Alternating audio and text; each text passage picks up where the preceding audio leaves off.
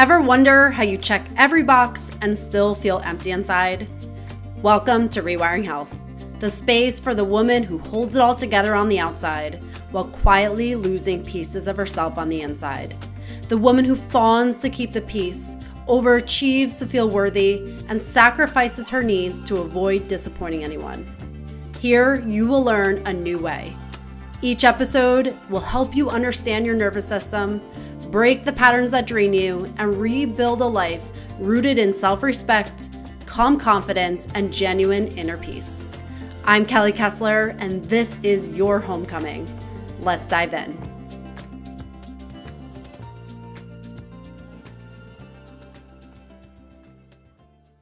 Have you ever noticed your skin reflects your stress?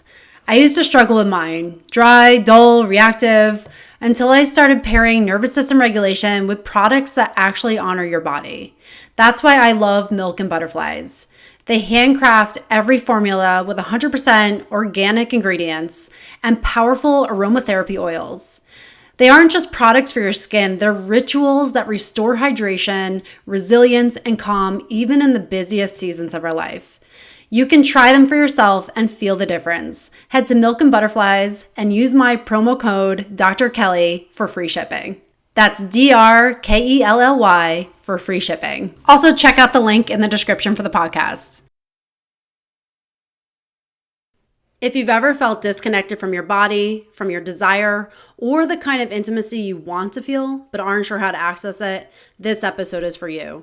Today, I'm joined by Xanet Pailet, best-selling author and renowned sex and intimacy educator who helps women and couples reconnect to safety, pleasure, and emotional truth after years of shutdown or stress. We explore why so many high-achieving women lose touch with their bodies, how trauma and survival mode shape desire, the link between emotional and sexual intimacy, and what it really takes to feel safe enough to feel again.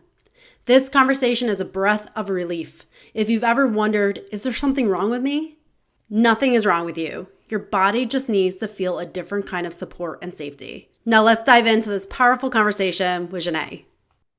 All right, welcome back to the podcast. I'm so honored to have Xanet Pailet on the podcast today. So thank you so much for being here. Thank you so much, Kelly, and thank you for getting my name right. You're the first person probably ever. Oh my gosh. Well, I know that means something, so very amazing. I love that.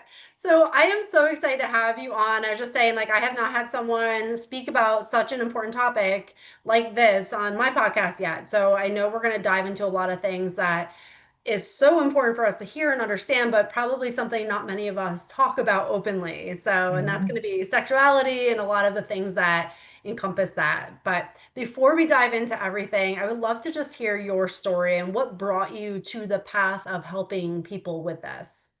Yeah.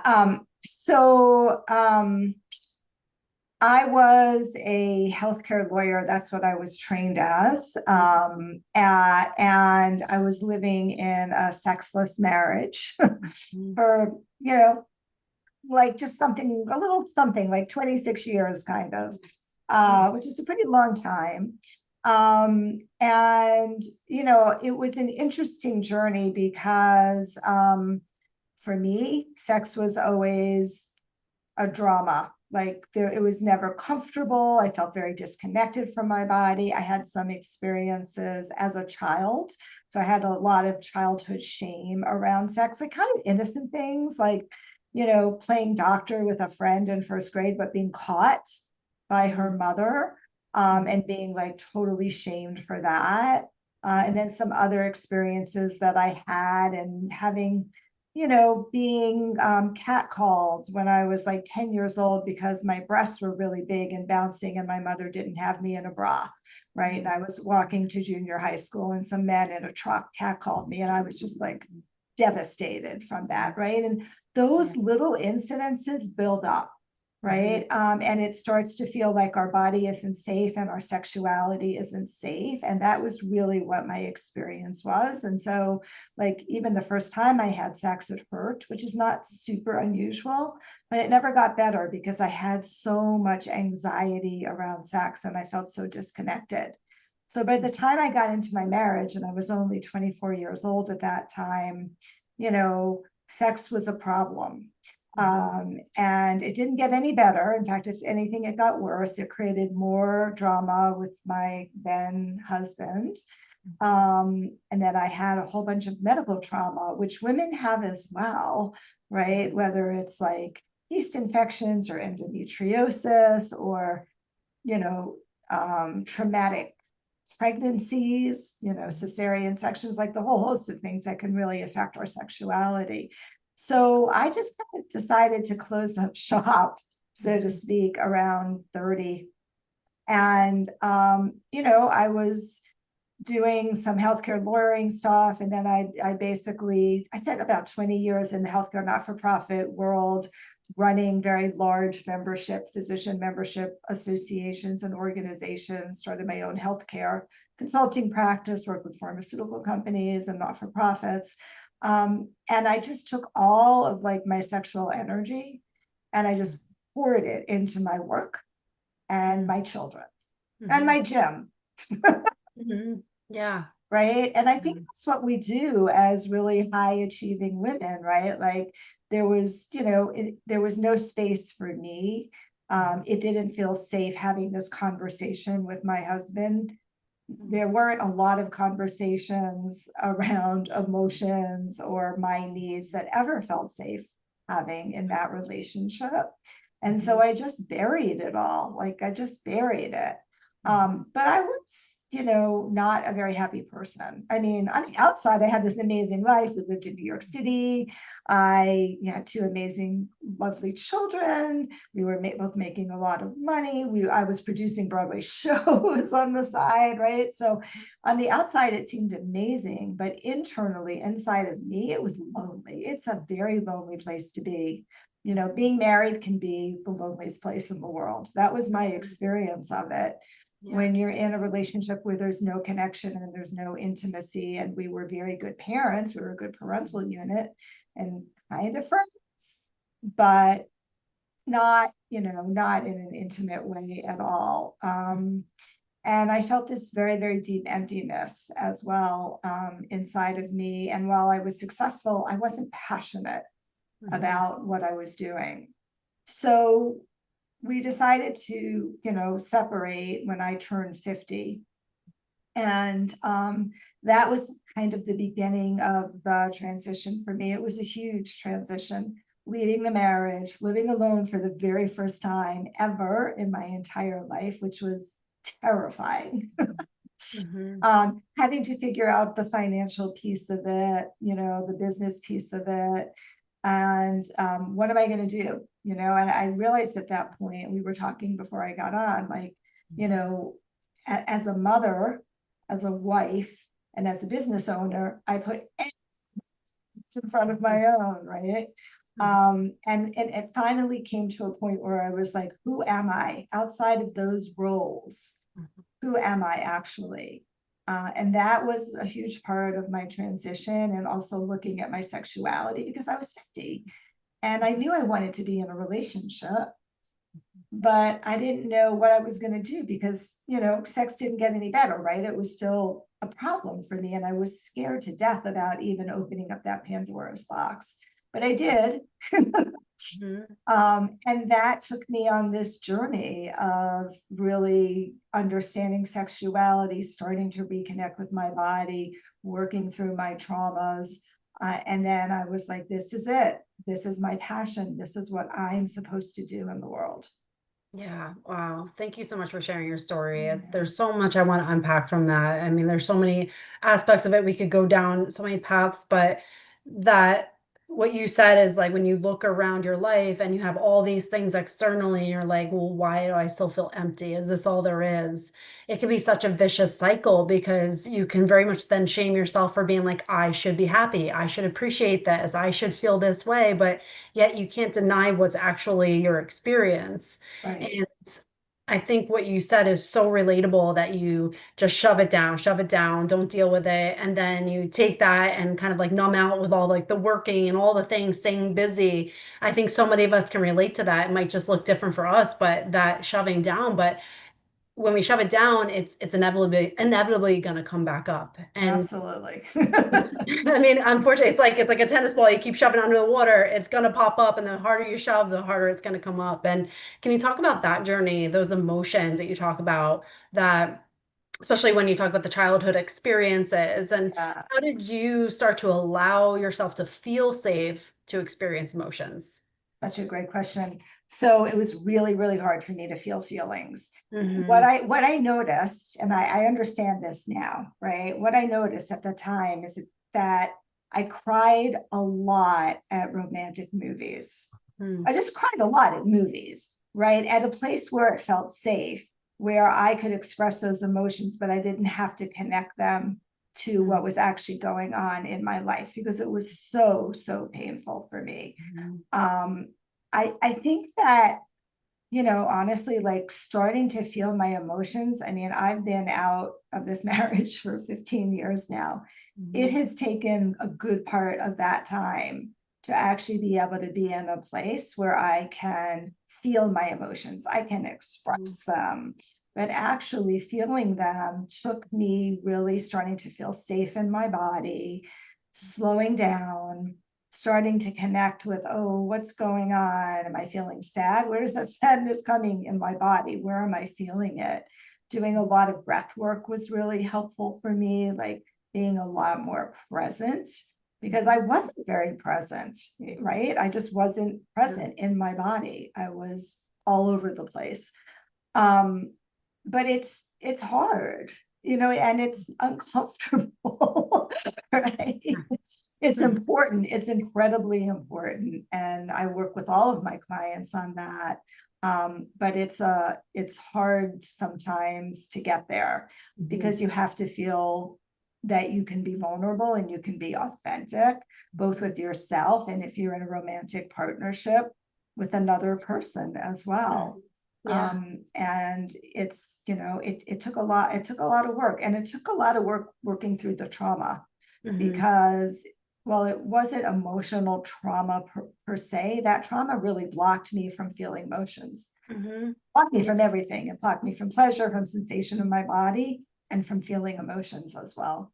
Yeah, absolutely. And then when you talk about the traumas, that you experience in life, did you have as a child someone you could feel safe emotionally with to express that? Can Absolutely you talk not. about that? Like, because I know that's a Yeah. huge impact with the caregivers you grow up with. If you don't Yeah. feel safe, that's Yeah. that's how it can project into life. I mean, this is the common pattern, right? My mother, bless her heart, is up there somewhere, was a narcissist. Mm. And my father, who was really was a very loving man and a primary caregiver, he died when I was 3 years old, not even just turned 3 years old. Mm. And my mom never remarried, was never in another relationship. And he was her emotional support, apparently. Little did I Mhm. know this, right? And then all of a sudden, I had to become her emotional support. Mm. So everything was about her and her emotional needs. And there was no space, zero space for me and my emotions. So it wasn't safe to express emotions. And that's what I learned as a child, which I Mhm. brought right into my adult relationships. And that's what Mhm. happens. That's the pattern Yeah, right right. there. Keep going to what's familiar, even if it doesn't serve us. And Right. it's almost like life trying to help you along the way, but it keeps giving you the same situation until you learn to respond to it differently. And Exactly. but it doesn't negate the pain in each of those situations that you experience. And Right. I love Right. to, I know you talked about disconnected from the body, and of course, going through all those things, it becomes like that protective mechanism when we do disconnect from the body. Can you talk about a little bit more how you start to reconnect to the body and how to really then feel safe in your body? Yeah, so the reconnection to my body started initially through the doorway of tantra and sacred sexuality. Mhm. And what's interesting about tantra is that it's very much focused on worshiping the goddess, worshiping the woman. This comes from very, very ancient traditions. And so in that experience of doing a lot of workshops, there was a way in which I, as a woman, was adored and worshiped by the male partners that I was working with, where my pleasure came first, and where, I was allowed to really be in control of how I wanted to be touched, where I wanted to be touched. We also use a lot of breath in Tantra. And whether you're doing yogic breathing or any type of breathing, right, the more you breathe, the more you feel. The more you feel in sensation in your body, partially because you're activating the vagus nerve, and that also is the skin is our largest organ in the body, and so you feel chills and more sensations, but you also feel more emotions as well. And so I found that breath was very helpful for me to start to connect with my body. Grounding practices, because I was very ungrounded. I still struggle with that. You can ask anybody who knows me. Grounding practices where you really focus on your feet on the ground, your butt on the ground, like really being solidly here, was also very helpful for me to start to come back into contact with my body. And then there was the forgiveness piece, and that was huge because, when we're disconnected with our body, especially if you've experienced any type of trauma, a lot of times we're just very angry with our body, right?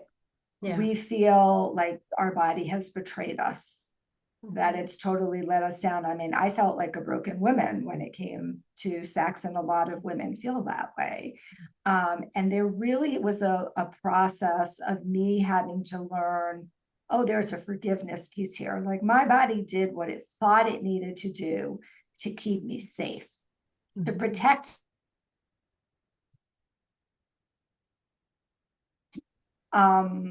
So that was really a huge piece of being able to come back into my body and allow myself to experience sensation and pleasure. Thank you so much for sharing. It froze there for a second, so hopefully we got everything. Saw that. Yeah. But yeah, thank you so much for sharing, because I mean, it's for anyone who is resonating with your journey, it's like, okay, what can I do? And is it possible to even feel that connection again? And so it's really empowers women to realize like what they have within them and the tools that are out there to help them connect with their body. And I know we've talked about so much with emotions, and can you talk about emotional intimacy and then sexual intimacy? How do they play a role in each other's existences? Yeah, what a great question. So I think this is true for women more than it is for men. For women to be able to be really sexually open, they need to also be able to feel really emotionally safe and emotionally connected, especially in a relationship to their partner.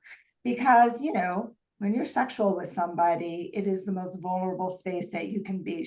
I mean, maybe the most vulnerable is childbirth, because there's 10 people standing in the room, Right. not just one or two.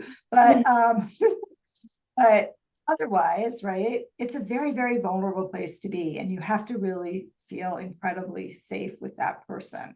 And so, one of the biggest struggles I think a lot of women have around relationships and sex is they stop feeling emotionally safe with their partner, especially in a long-term relationship, because of all of the unrepaired conflicts and the resentments that have built up, and the inability to feeling like you're not seen and you're not heard, right? All of those ways in which relationships can be challenging.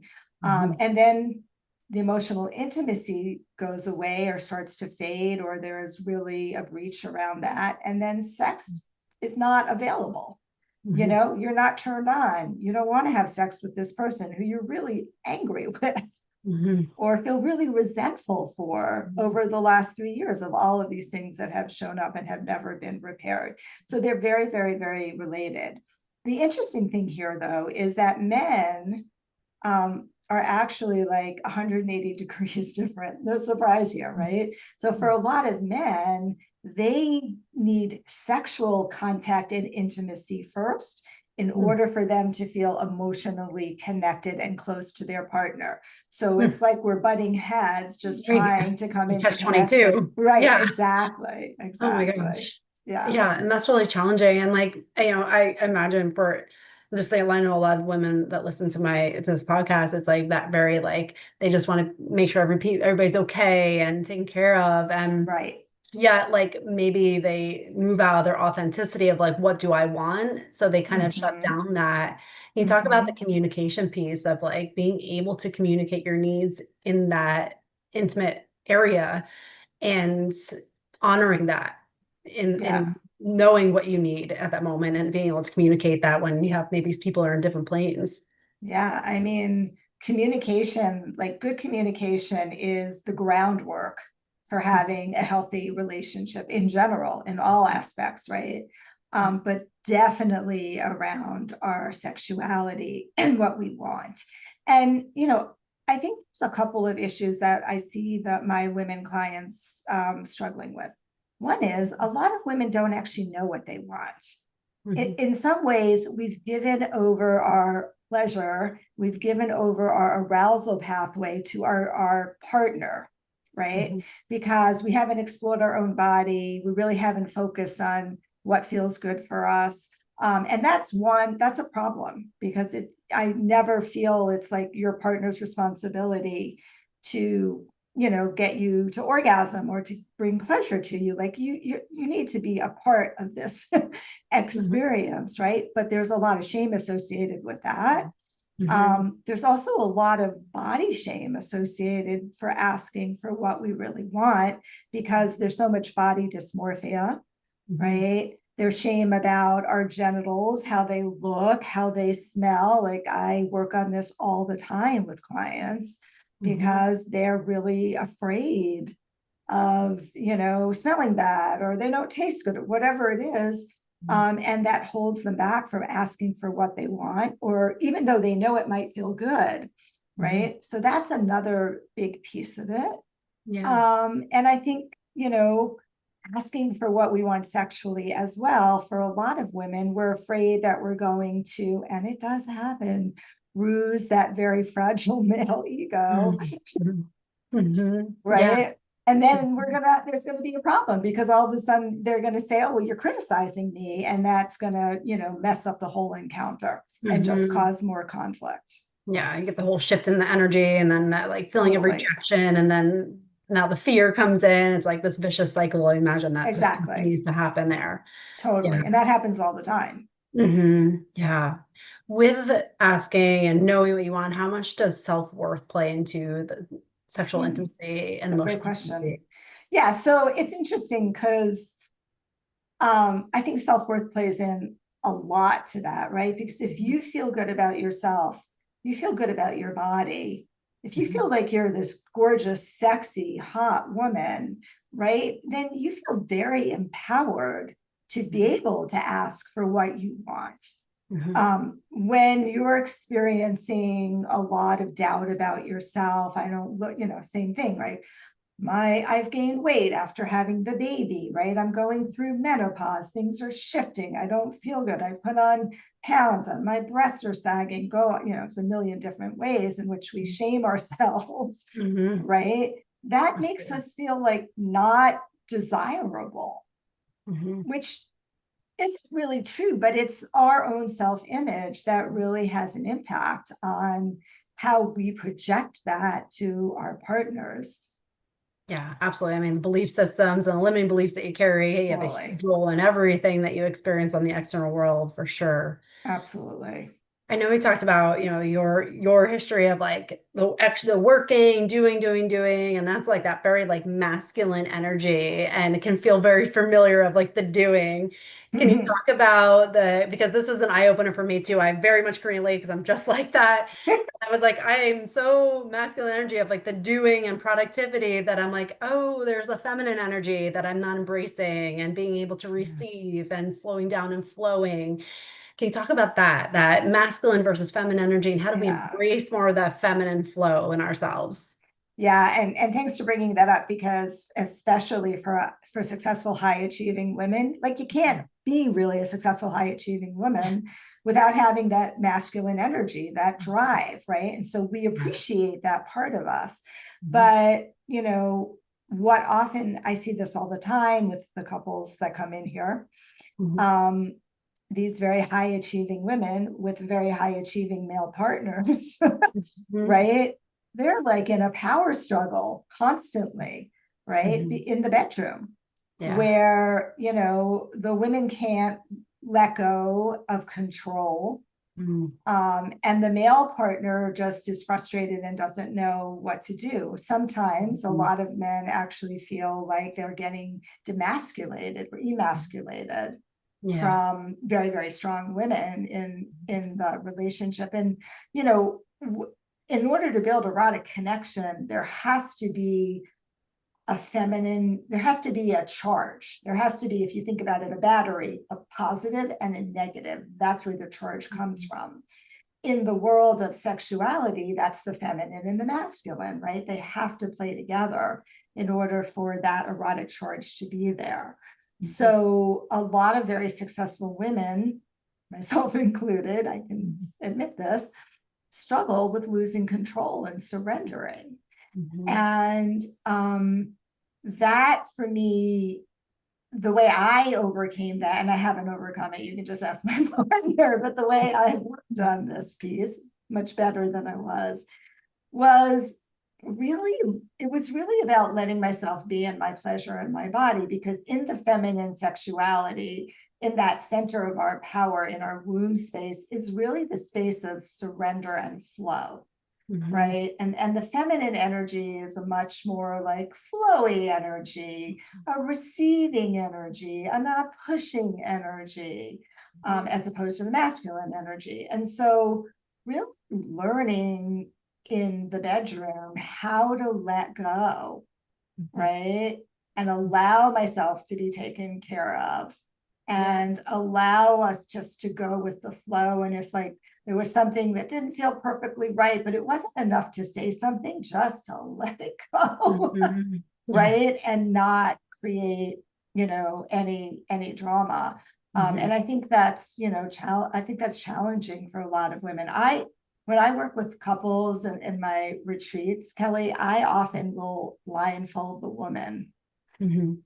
because putting us in a place where we don't have the visual field allows us to get more into our body and Mhm. let go a little bit of that control, because you don't know what's happening next. And Mhm. truthfully, right, and this is part of the struggle, like if you ask most of your listeners and Mhm. clients, I bet that most women would say, you know what I'd really like to happen in the bedroom? I would like it to be more passionate.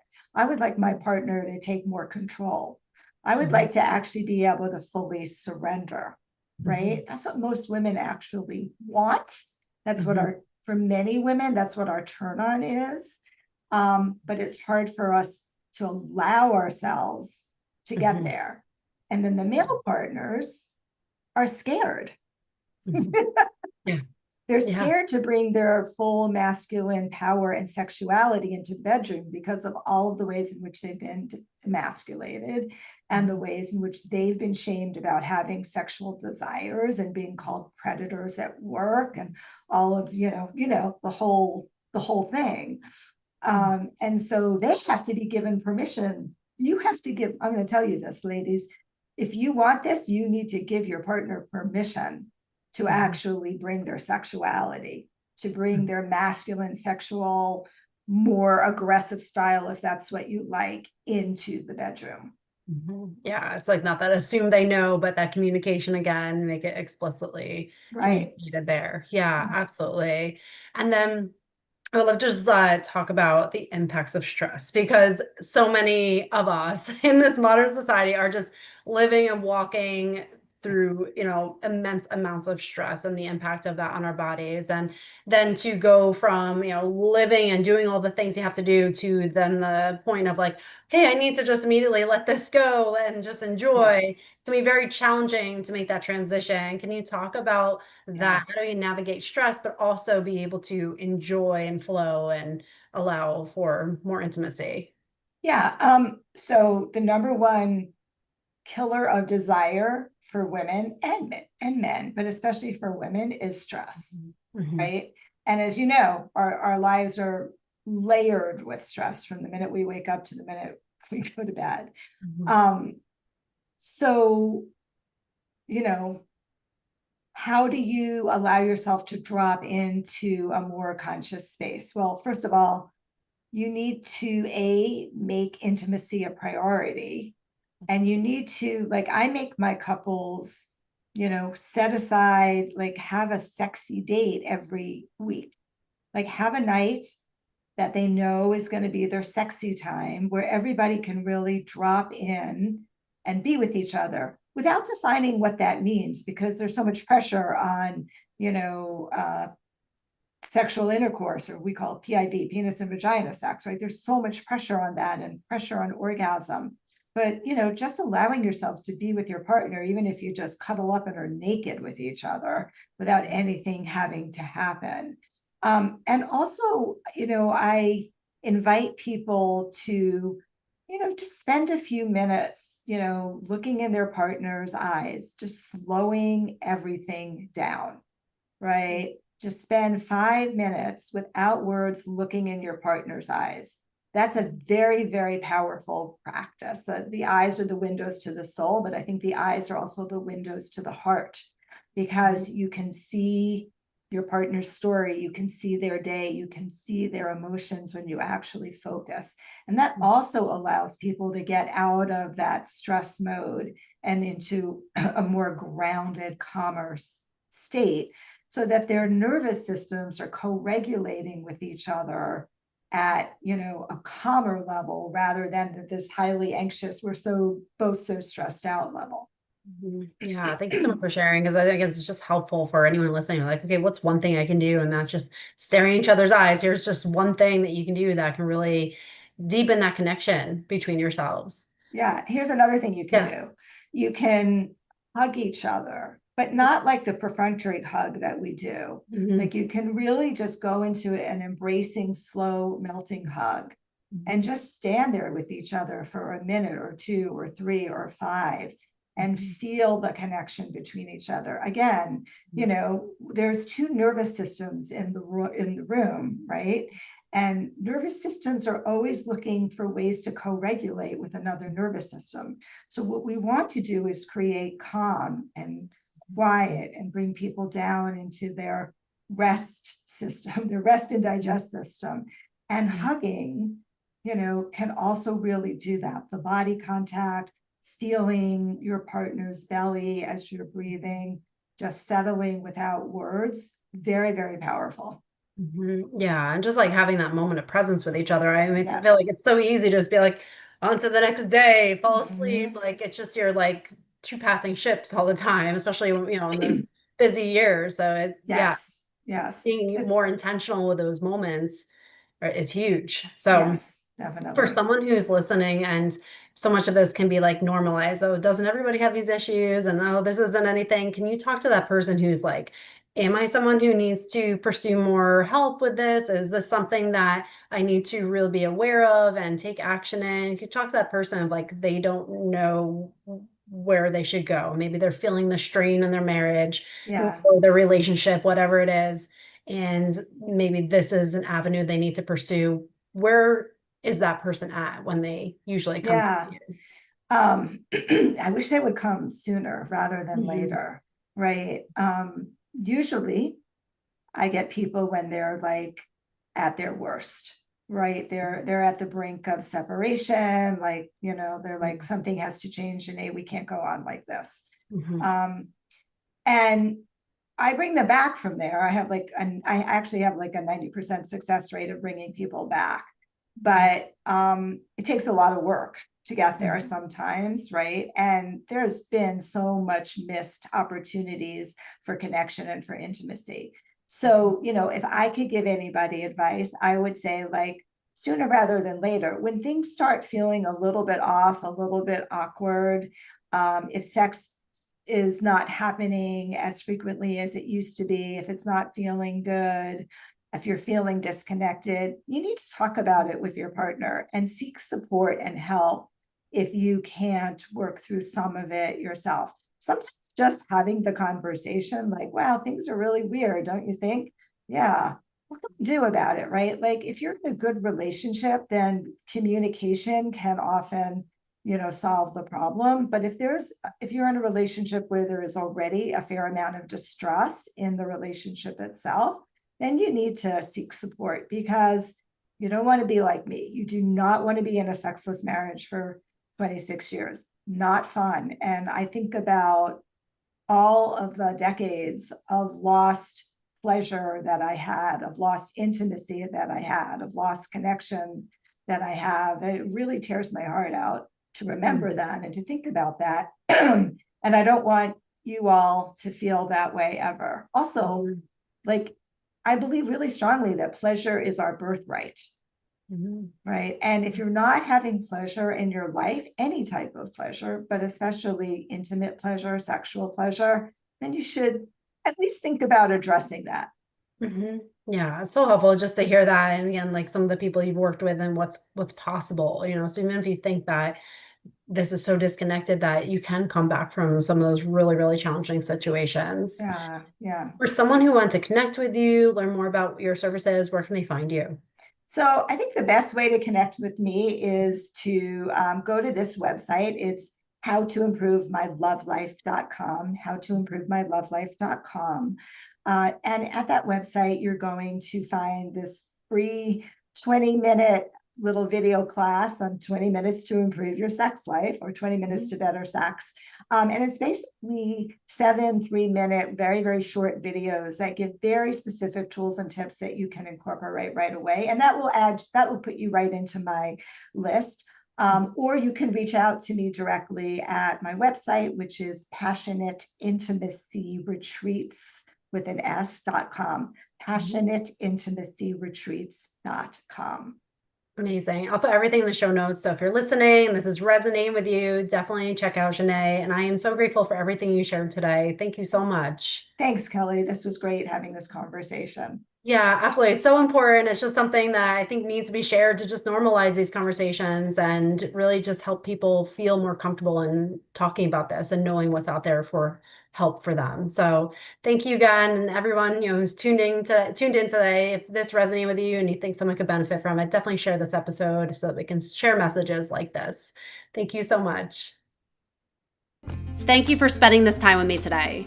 If something in this episode stirred your truth, reminded you of your worth, or helped you see your patterns with more compassion, you're already rewiring your life. Remember, you don't have to earn your place, overgive to be valued, or shrink to keep the peace. You get to honor your voice, you get to protect your energy, you get to live aligned with who you really are.